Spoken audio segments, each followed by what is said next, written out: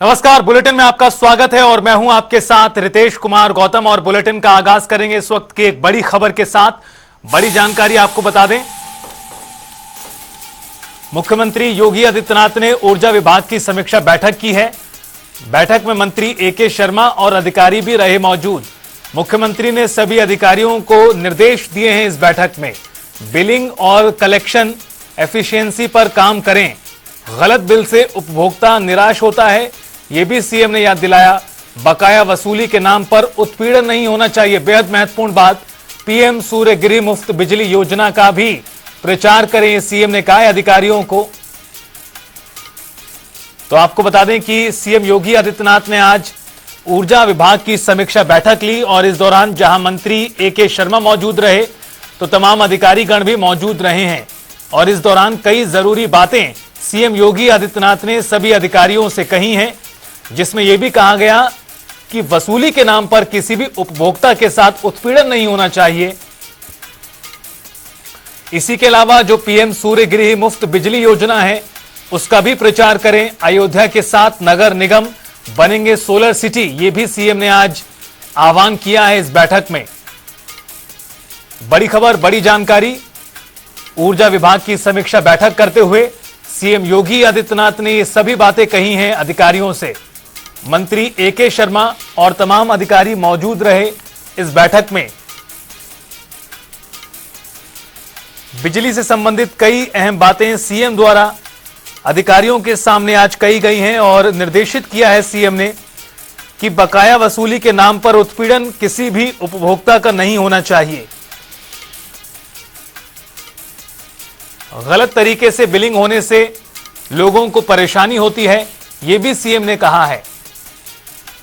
Billing और collection efficiency पर काम किया जाए। हमारे सहयोगी टीएन मिश्रा जी हमारे साथ जुड़ गए हैं ज्यादा बातचीत के लिए। टीएन मिश्रा जी, आज ऊर्जा विभाग की सीएम ने समीक्षा बैठक की है, कई अहम बातें उसमें से निकलकर सामने आई हैं। देखिए, लगातार सीएम योगी आदित्यनाथ समीक्षा पे समीक्षा बैठक कर रहे हैं और उन्होंने लगातार देखिए अभी ऊर्जा विभाग समीक्षा बैठक में उन्होंने ये कहा कि किसी तरह जो है उपभोक्ताओं का उत्पीड़न न किया जाए, उनको जो है कनेक्शन जो है एफिशिएंसी दिए जाए, अगर लोड बढ़ाना है तो बढ़ा दिया जाए, बिजली के गलत बिलों को ठीक किया जाए, विलंब न किया जाए बिल देने में, और मीटर की जांच में अवैध वसूली की जाती है उसको उन्होंने माना और कहा आम उपभोक्ताओं का उत्पीड़न न हो। तो ये सब जो है स्थिति ऐसी है कि जिसको लेकर के सीएम लगातार जो है खुद मॉनिटर कर रहे हैं, क्योंकि ऊर्जा मंत्री एके शर्मा कहते तो हैं लेकिन उनके कहने के मुताबिक जो उसका रिजल्ट नहीं मिलता है। कर्मचारियों को इतना दबाव इंजीनियर नहीं बन पा रहा है कि जितना उपभोक्ताओं को मिलना चाहिए। वो कहते हैं 24 घंटे बिजली बनेगी लेकिन 8-8 घंटे 10-10 घंटे कई इलाकों में बिजली गायब रहती। तो इन सब मुद्दों को लेकर के मुख्यमंत्री समीक्षा की है और उन्होंने कहा पीएम सूर्य मुफ्त बिजली योजना प्रचार प्रसार की प्राप्त किया जाए। अभी उतना नहीं मिल रहा है जितना चाहिए। मुख्यमंत्री ने भी कनेक्शन चार्ज में एक रूपता लाई जाए कि ग्रामीण चार्जेज और शहरी चार्जेज अलग अलग हो रहा है, तो ऐसा क्यों, जब सब लोग एक रूपता से बिजली दे रहे हैं तो सबको बिजली एक समान मिले। इन सब मुद्दों को लेकर के उन्होंने कहा तो अयोध्या को कहा सोलर सिटी बनाने के लिए। तो सोलर सिटी बनाने सीएम भी पहले कह चुके थे, ये सीएम की दोबारा घोषणा हुई है कि अयोध्या को सोलर सिटी बनाया जाए। तो माना जा रहा है इससे अयोध्या में जो है सोलर सिटी से बन जाने से बिजली की खपत कम होगी और लोग आत्मनिर्भर होंगे ग्रीन एनर्जी। बिल्कुल, बहुत शुक्रिया आपका टीएन मिश्रा जी इस पूरी जानकारी के लिए।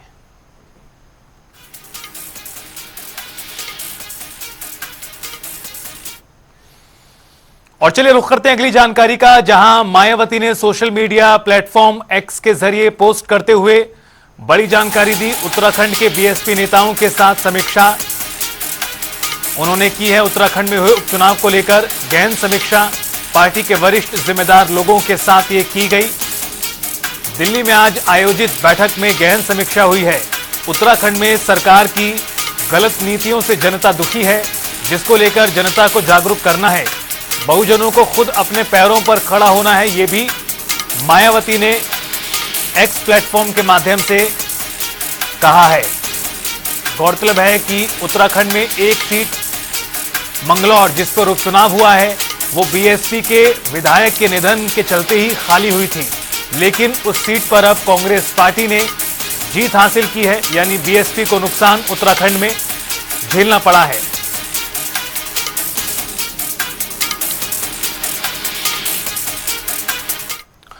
और आपको बता दें इस वक्त की एक और बड़ी जानकारी, मुख्यमंत्री योगी आदित्यनाथ और गृह मंत्री अमित शाह के बीच बातचीत फोन के माध्यम से हुई है, जहां फोन पर सीएम योगी और अमित शाह की बात हुई।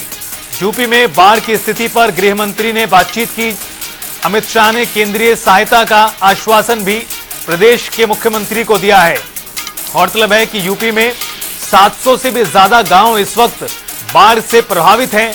बहुत ज्यादा नुकसान हुआ है, सैकड़ों की संख्या में गांवों के संपर्क कट गए हैं।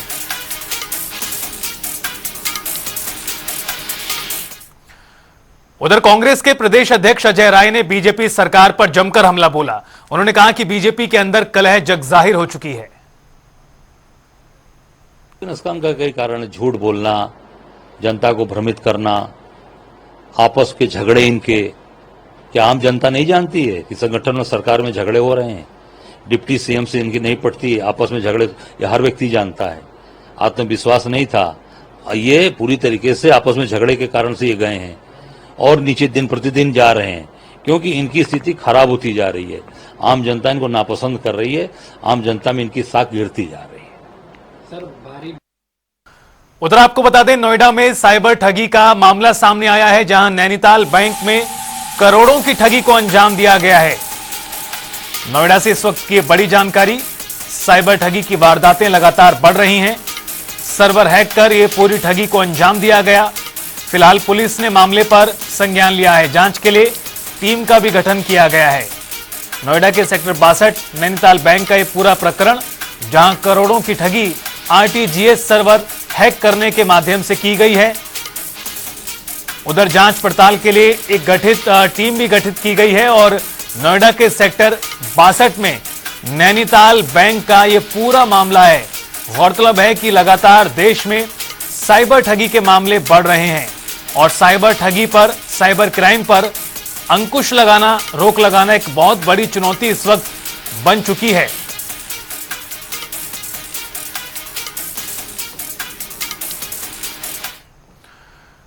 वहीं आपको बता दें घाघरा सरयू नदी पर बने संजय सेतु के ज्वाइंटर में कई जगह दरारें आ गई हैं, जिसकी वजह से पुल जर्जर अवस्था में है, जिसको लेकर जनता टीवी ने खबर प्रमुखता से चलाई। खबर को प्रमुखता से दिखाने के बाद जिला प्रशासन भी जागा और बाराबंकी जिले के अधिकारी सत्येंद्र कुमार ने संजय सेतु पुल की मरम्मत के सख्त निर्देश दिए, जिसके बाद पुल की मरम्मत का काम तेजी से जारी है। आपको बता दें कि इस पुल से गोंडा बहराइच सहित नेपाल तक का आवागमन रोजाना होता है। गाड़ी खराब हो गई।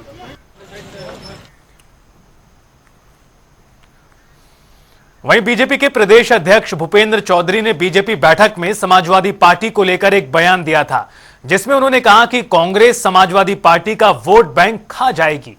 इस पर समाजवादी पार्टी के प्रवक्ता पवन पांडे ने पलटवार करते हुए कहा कि बीजेपी को अपने चाल चरित्र के बारे में जान लेना चाहिए।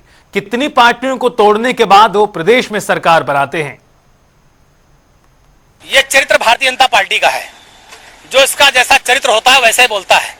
भारतीय जनता पार्टी का चरित्र ऐसा है कि वो जिससे दोस्ती करते हैं उसकी पार्टी तोड़ देते हैं, जिसको गठबंधन में अपने साथ लेते हैं उसका चुनाव चिन्ह खा जाते हैं। ये चरित्र भारतीय जनता पार्टी का है। ये काम इन्होंने कई प्रदेशों में कई नेताओं के साथ किया है, इसलिए वही भाषा भारतीय जनता पार्टी बोल रही है।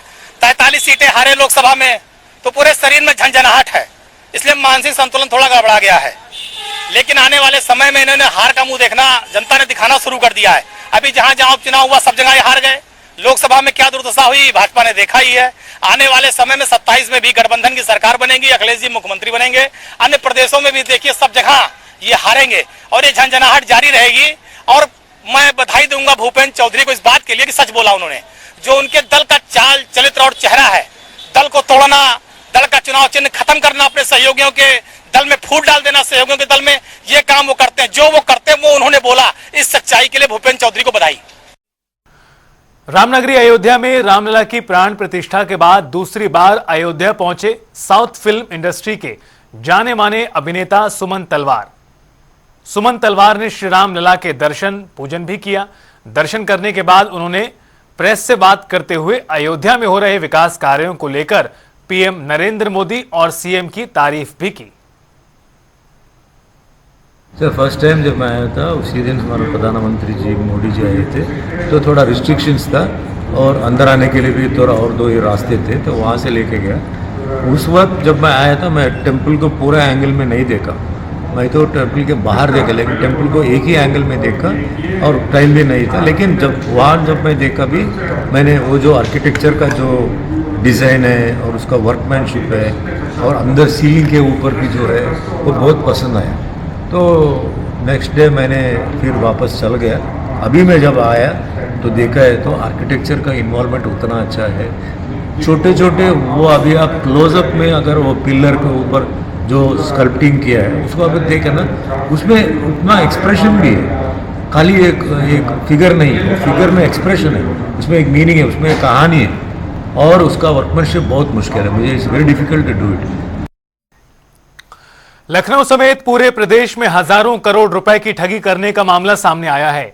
शाइन सिटी में रकम दुगनी करने और किश्तों में जमीन दिलाने का लालच देकर ठग ने हजारों लोगों को चूना लगा दिया और 1 करोड़ से ज्यादा की रकम अपने खाते में जमा करा ली।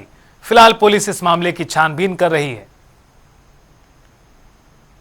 हजारों करोड़ की ठगी करने वाली शाइन सिटी के कर्मचारियों की धरपकड़ लगातार जारी है। लखनऊ के अलावा कई ऐसे राज्य और प्रदेश थे जहां पर शाइन सिटी ने अपने दफ्तर खोले और सैकड़ों लोगों को इसका शिकार बनाया। जमीन को किश्तों पे देने का हो, गाड़ियां दुगनी कम पैसों में, आधे पैसे में गाड़ी की बुकिंग करने के बाद न जाने ऐसे कई हथकंडे इस कंपनी के लोगों ने अपनाए और हजारों करोड़ की ठगी की। इसका एमडी राशिद नसीम फिलहाल फरार है, लेकिन उसके भाई को पुलिस ने गिरफ्तार कर जेल भेजा था।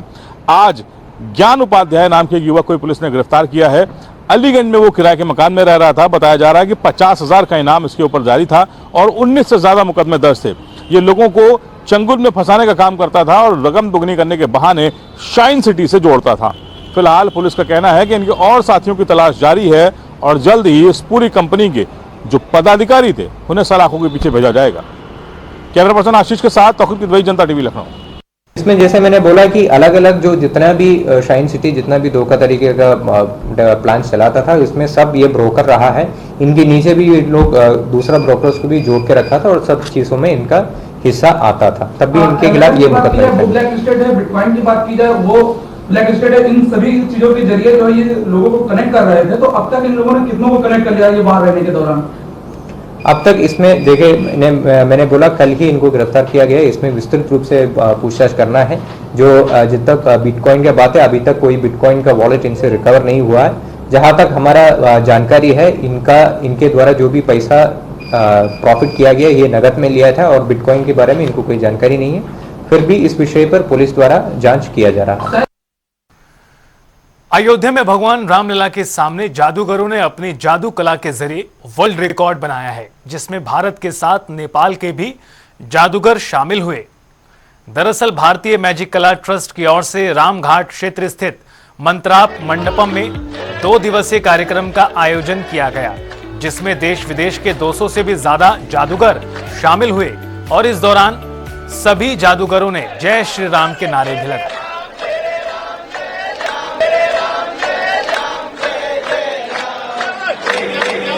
250 जादूगर हमारे देश में हर साल जादू की कन्वेंशन होती है, जिसको बोलते हैं जादू का समागम।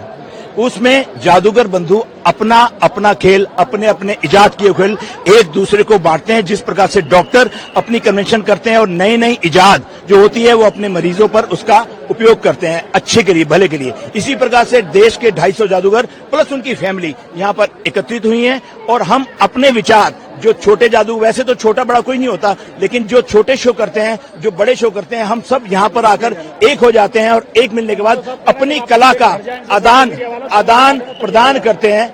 तो हम आदान प्रदान करने के लिए यहाँ पर आए हैं। आज रामलला जी के दर्शन के हेतु और अपना जादू का समागम करने के लिए यहाँ पर एकत्रित हुए हैं। हर साल अलग अलग जगह पे ये कार्यक्रम होते रहते हैं। यहाँ आकर बहुत ही मंदिर तो बहुत ही शानदार है, अद्भुत है, जो 500 साल के बाद ये बना है और हमें ये भगवान की कृपा है जो हम सब जादूगरों को एक साथ इकट्ठे दर्शन देने का उन्होंने हमें मौका दिया। उत्साह बहुत ज्यादा है। रामलला की यहाँ पे एनर्जीज बहुत पॉजिटिव हैं। हम यहाँ पे खड़े होकर ही उनके आशीर्वाद को महसूस कर सकते हैं। सिर्फ ये कह सकते हैं जय श्री राम, जय हनुमान। लोग इकट्ठा हुए हैं अयोध्या में और यहाँ पर जादू का सम्मेलन कई दिनों से चल रहा है, 2 दिनों से आज हमारा लास्ट है और हम लोग यही संदेश दे करके जाएंगे कि आप सब लोग आए और रामलला जी का दर्शन करें। ये हमारा उपदेश है और रामलला से बढ़ के कोई जादूगर नहीं है। और इसी के साथ फिलहाल इस बुलेटिन में इतना ही। आप देखते रहिए जनता टीवी।